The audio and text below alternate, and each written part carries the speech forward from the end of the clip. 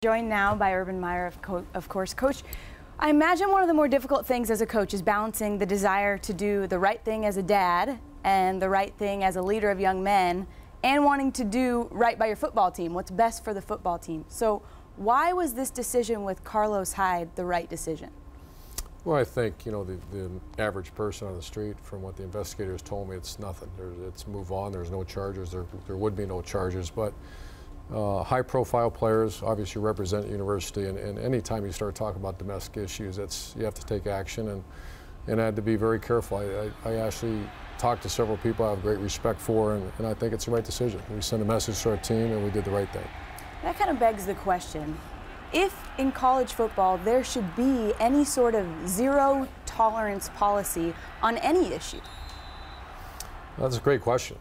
We have a zero-tolerance policy. If you are charged with a domestic issue, you're released from the program. That's just something, the way I was raised, I think society's changed, but I don't think athletes should change. You know, it's something I don't quite understand, and that'd be the one.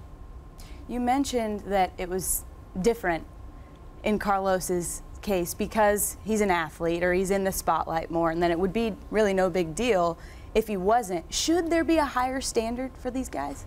Absolutely. You know, you have to be fair because they are humans, but they are high-profile guys. And as we talked earlier, you know, a lot of times you get all the fringe benefits of being a great athlete. You get your education paid for. You get a chance to do some really amazing things and showcase your God-given talents. But with that comes enormous responsibility because people watch. And so, is it fair all the time? No, but we all, you know, I selected to be a coach, and players chose to be college football players. Obviously an incredible season last year. You come off this big high, you win 12 games, and then a difficult, I'd say tumultuous off-season with some different off-the-field issues. Obviously all the issues going on with Aaron Hernandez from your time at Florida with him. Taking all of this into account, how does it affect the way you recruit from now on or the way you view the recruiting process?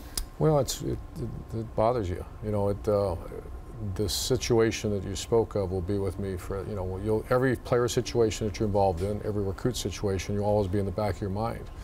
But you have to, as a leader of a football team, you got to focus on the positives as well. The Ohio State team went 12-0. We had an incredible year. We had one bad weekend that sent, you know, we got hit in the face a little bit. So I'm anxious to get on the field and coach and do what I love to do, and our players are as well. Well, let's talk about that then. Going into camp this year, you're coming off a perfect season, but I imagine as a coach, nothing's ever perfect. There are things you want to work on. What are your biggest concerns or questions going into camp? Well, we lost incredible leadership. You know, to go 12-0, and people made the comment that you know, to go 12-0 when you're not playing for anything, that's incorrect. We were playing for something. Every time you line up to compete at anything, you're going to try to win. And what I found, and maybe I underestimated or undervalued, was the incredible leadership we had of that senior class. All those seniors could have left after the violations or probation hit, and they all stayed. And I didn't realize and truly appreciate who they were as leaders until we started going. We won 2 overtime games.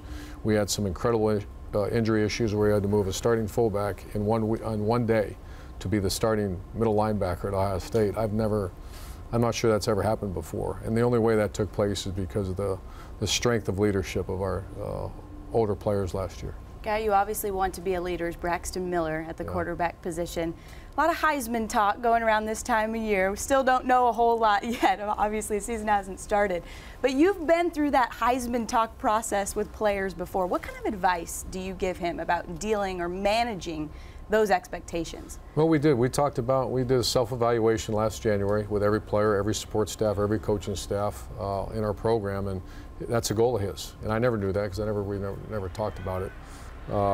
So I have been fortunate to coach some Heisman candidates, from Alex Smith to Chris Leak to Tim Tebow, and my best advice to him is don't worry about that. We don't need any campaigns. We don't need any me speaking about it, you speaking about it. The best thing we need to do is you need to be, the Heisman goes to the best football player in America. It's not to the guy with the loudest mouth or the guy that points to himself a lot. It's the guy that plays the best football.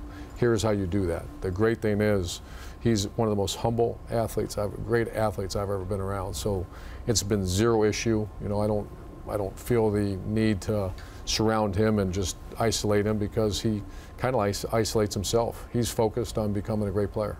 All right, Coach, we appreciate your time. I know you're excited to get to camp. We're ready to get this thing started, too. Appreciate it. You bet.